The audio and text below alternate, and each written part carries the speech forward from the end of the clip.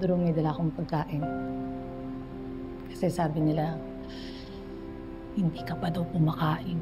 Tapos puyat ka pa. Gusto mo bang ikaw naman yung magkasakit? Salamat, Ikit. Mamaya na lang ako. Sige. Pero okay lang ba sa'yo na dito muna ako, samahan kita? Wala naman akong gagawin. Pero hindi ako kasing galing mong magbigay ng words of wisdom, ha? Gusto lang kitang damayan. Kaya nang... Kasi palagi ka nandyan para sa akin. Lalo na namatay din yung tatay ko.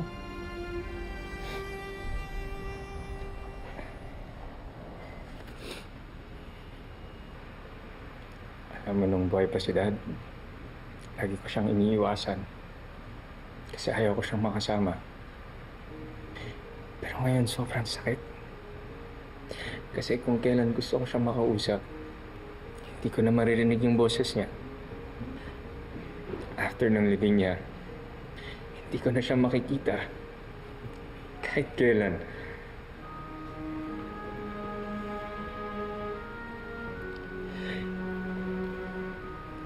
Naiinis ako sa sarili ko.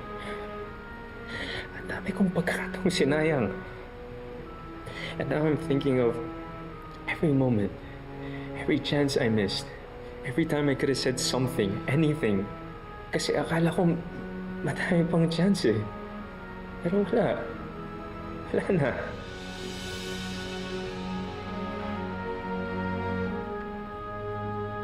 Bro, oo, hindi mo na makakasama yung daddy mo. Pero lagi mong iisipin, ha? Lagi lang siya nandyan. Pero pinapantayan ka niya. Diyan lang siya sa paligid. Tsaka alam mo, sigurado ako, sobrang saya niya ngayon. Kasi nakikita niya na mahal mo siya.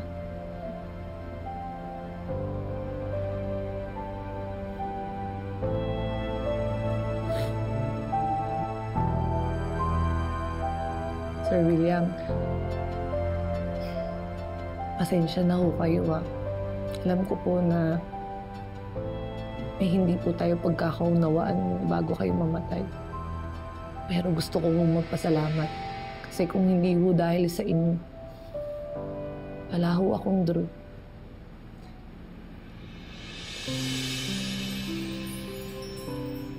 Wala ho akong macho. Kaya sir, maraming salamat, ha. Wala ho sana akong dalawang lalaking napaka-importante sa akin ngayon. Maraming salamat po, sir.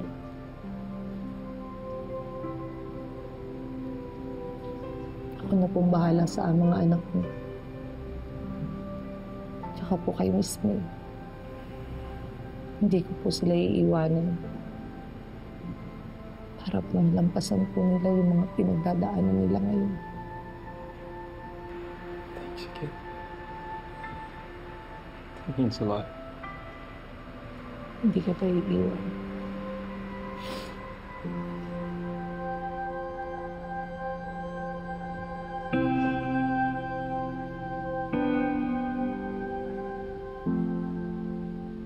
Oh, Sir Matthew, this is Mr. Henry Ramos. He's one of the former colleagues of your dad, and he owns several boutique hotels also. Mr. Ramos, thank you for coming, sir. My father always spoke very highly of you. I'm truly sorry for your loss. But please tell me, where's your mom?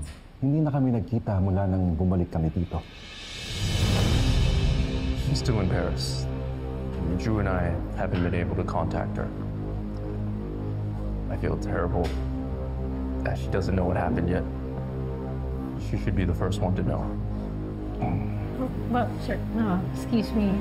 Weren't you one of the speakers in the tourism convention in Paris?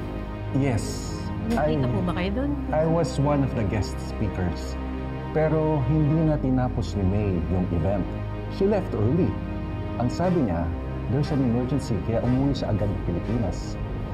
Wait, you're telling me that my mom has been in the Philippines this whole time? You didn't know?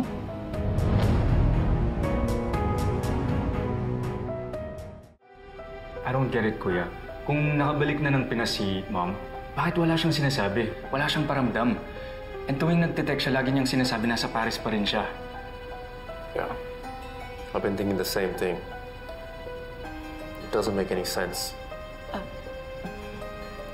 Pasensya na kayo kung medyo praning tong sasabihin ko, ah. Eh, alam niyo naman na nabiktima na rin ako ng scam, ng catfish. Paano kung yun yung sitwasyon ngayon? What if iba pala yung kachat yun? Paano kung may nagpapanggap lang na Miss May, tapos hindi pala siya yun? Oo, di ba? I get where you're coming from, but it's best we don't jump to conclusions yet, okay? We need to figure out more.